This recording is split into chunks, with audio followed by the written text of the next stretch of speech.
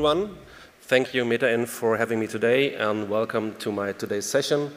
Display what you want, a whole new level of issue data visibility in Jira Cloud. I want to start with a short introduction of myself. My name is Thorsten. I'm a product manager at Decadis, a German-based solution marketplace partner, and I started my Atlassian journey almost 5 years back as a technical consultant. But now, in the meantime, I shifted towards the product management. I'm responsible for the development and the extension of our already available, and the new apps, and maintaining our app portfolio. That said, I'm still trying to keep up with the general product knowledge and can call myself a Atlassian certified expert due to several certifications. Decadis, as already stated, is a gold solution and gold marketplace partner based in Germany, and we currently have 10 apps available on the Atlassian marketplace for Jira and Confluence, and for server data center as well as cloud. You have probably heard, or you might heard of us before, most likely to our most famous app, Jira for Toolbox, automation solution for Jira workflows, which is currently the best rated app on the Atlassian marketplace. So, what I'm going to talk or present to you today, or better put, why it's worth being presented. Jira itself is full of data, as is. So, for example, every change of every issue is tracked from the point of creation.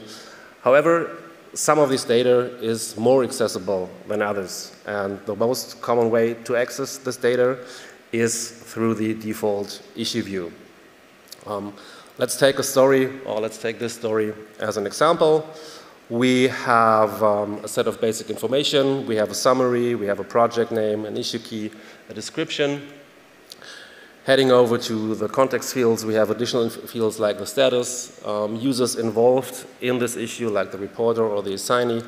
We have time-related fields like, for example, the created or the updated date, and a list, or this list can be obviously extended even further by adding additional custom fields. Looking down, some more contextual information when there are subtasks or linked issues present. You might know that view already. We have some high-level information based or drawn from this linked or subtask issues. The subtask, the issue type, the key, the summary, assignee, and the status. And as you can see in the subtask panel, there is a small progress bar, something that would most likely pass as meta or contextual or aggregated data.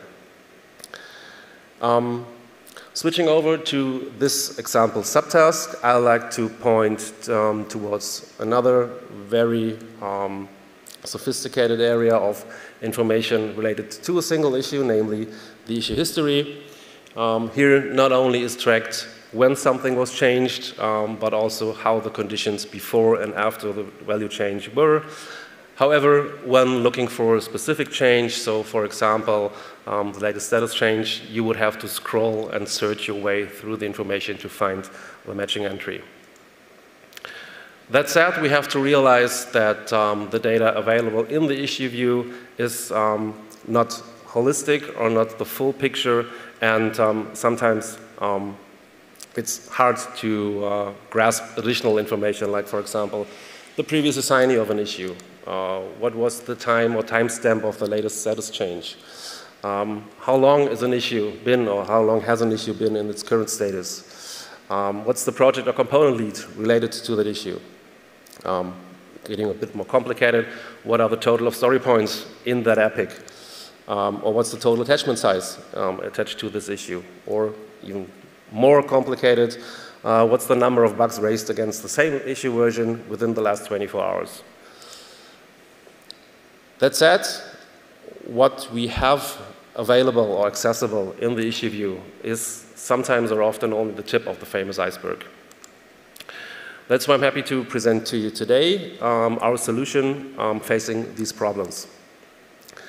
Namely, in the form of smart fields for Jira, which is available on the Atlassian marketplace for a couple of weeks now, a new cloud app based on the new technology Forge, And besides showing a few examples, I'd like to give you an impression of how the app actually works.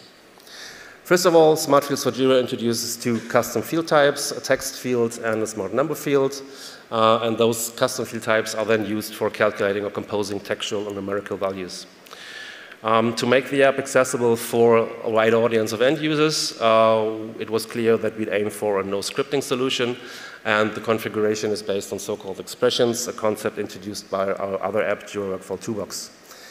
Admittedly, high flexibility comes with a bit of complexity, nevertheless, we still state that we have at least a low-code solution in place with a very low entry barrier. So let's take a look at a configuration page of such a smart text field. The core element is our so-called expression editor. Here you can choose between 2 different modes, a so-called general mode, which is our own language, our own syntax that we developed, and the Jira expression mode, which supports the syntax provided by Atlassian, and you might come across already when talking about clouds. Expressions can be run against different example issues. We'll show that later. But when composing such expressions, you can, for example, be as simple as inserting field values using a drop-down searcher. The naming convention aims towards high readability, providing a steep learning curve. So the notation here is issue status for the current issue status. And if you want to, I don't know, display the status of the parent, it would just be parent.status. The editor also comes with an autocomplete function where you can just start typing, and with a click or with a enter of control space, this drop-down opens where you can then select the field or the function that you want to use. And as stated before, due to the fact that Smart Fields for Jira shares the same concept with Jira Workflow Toolbox, if you're already familiar with that app, if you're already using that app, expressions that you've configured there will also work in this editor and vice versa. If you're new to the area, we also provide some built-in examples that are A, good use cases to start with, and B, give you an impression of how things work. The last comment of an issue, for example, would be as easily returned by that single field code. However, if we head over to a bit more complex example, like this one here, where we check for issues attachments, we are using a so-called matches function. The second important concept besides field codes within the app, this returns we return a readable hint depending on whether there's a text file found in that issue or not.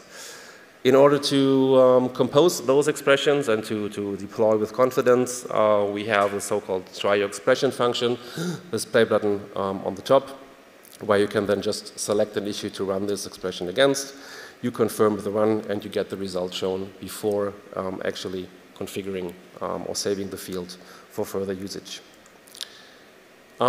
Besides, and to get you up and running, there's an extensive in-app help that documents basic concepts as well as the functions that are currently being available in the app.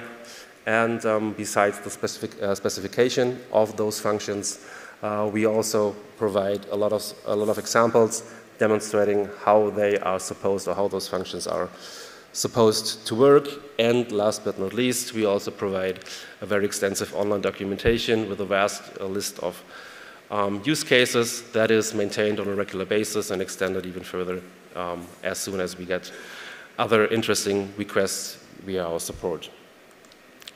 So much for the theory. Let's take the time to jump into some of the examples I brought today. The first example shows the possibility of aggregating version-related data into an issue. So we have 3 fields here, a total estimate, a total time spent, as well as an internal cost field.